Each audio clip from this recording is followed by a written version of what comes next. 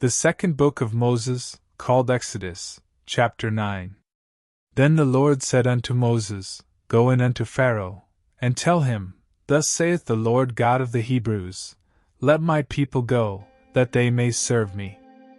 For if thou refuse to let them go, and wilt hold them still, behold, the hand of the Lord is upon thy cattle, which is in the field, upon the horses, upon the asses, upon the camels, upon the oxen, and upon the sheep. There shall be a very grievous murrain. And the Lord shall sever between the cattle of Israel and the cattle of Egypt, and there shall nothing die of all that is the children's of Israel. And the Lord appointed a set time, saying, Tomorrow the Lord shall do this thing in the land. And the Lord did that thing on the morrow, and all the cattle of Egypt died, but of the cattle of the children of Israel died not one. And Pharaoh sent, and behold, there was not one of the cattle of the Israelites dead. And the heart of Pharaoh was hardened, and he did not let the people go. And the Lord said unto Moses and unto Aaron, Take to you handfuls of ashes of the furnace, and let Moses sprinkle it toward the heaven in the sight of Pharaoh. And it shall become small dust in all the land of Egypt, and shall be a boil breaking forth with blains upon man, and upon beast, throughout all the land of Egypt. And they took ashes of the furnace, and stood before Pharaoh, and Moses sprinkled it up toward heaven, and it became a boil breaking forth with blains upon man, and upon beast. And the magicians could not stand before Moses because of the boils, for the boil was upon the magicians, and upon all the Egyptians. And the Lord hardened the heart of Pharaoh, and he hearkened not unto them, as the Lord had spoken unto Moses.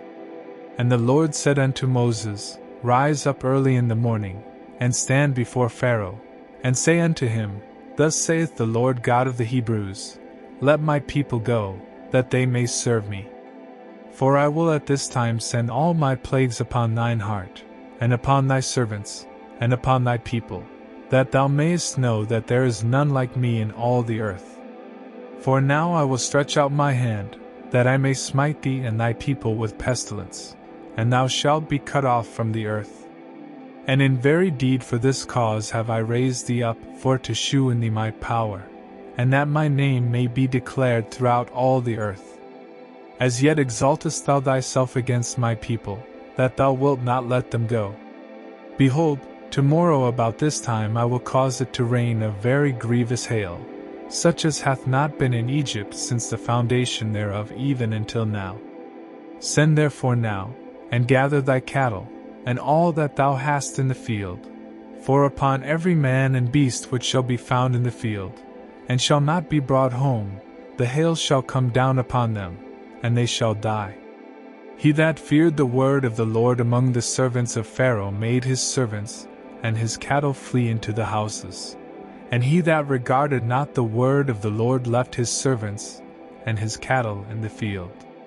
And the Lord said unto Moses, Stretch forth thine hand toward heaven, that there may be hail in all the land of Egypt, upon man, and upon beast, and upon every herb of the field, throughout the land of Egypt. And Moses stretched forth his rod toward heaven, and the Lord sent thunder and hail, and the fire ran along upon the ground, and the Lord rained hail upon the land of Egypt. So there was hail, and fire mingled with the hail, very grievous, such as there was none like it in all the land of Egypt since it became a nation. And the hail smote throughout all the land of Egypt all that was in the field, both man and beast, and the hail smote every herb of the field, and brake every tree of the field. Only in the land of Goshen, where the children of Israel were, was there no hail. And Pharaoh sent, and called for Moses and Aaron, and said unto them, I have sinned this time, the Lord is righteous, and I and my people are wicked. Entreat the Lord, for it is enough, that there be no more mighty thunderings and hail, and I will let you go, and ye shall stay no longer. And Moses said unto him, As soon as I am gone out of the city, I will spread abroad my hands unto the Lord, and the thunder shall cease, neither shall there be any more hail, that thou mayest know how that the earth is the Lord's. But as for thee and thy servants, I know that ye will not yet fear the Lord God. And the flax and the barley was smitten, for the barley was in the ear, and the flax was bold. But the wheat and the rye were not smitten, for they were not grown up.